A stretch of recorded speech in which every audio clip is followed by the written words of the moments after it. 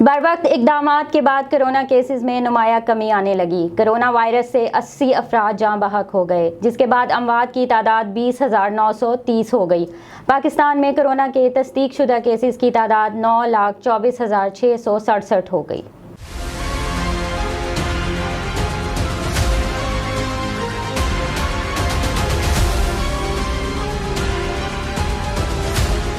National command and operation centre के ताज़ा तरीन अदाद-ओ-शुमार के मुताबिक गुज़श्ता 24 घंटों के दौरान 1,843 नए केसेस रिपोर्ट हुए।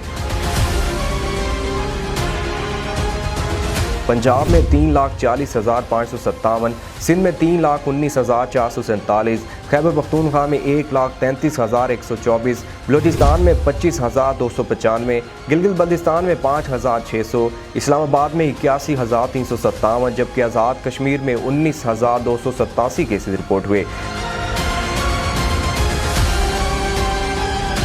मुल्क भर में अब तक 1,33,16,397 अफराद के टेस्ट किए गए। गुज़श्ता 24 घंटों के दौरान 47,183 नए टेस्ट किए गए। अब तक 8,48,685 मरीज सेहतियाब हो चुके हैं, जबकि 3,367 मरीजों की हालत तशवीशनाक है।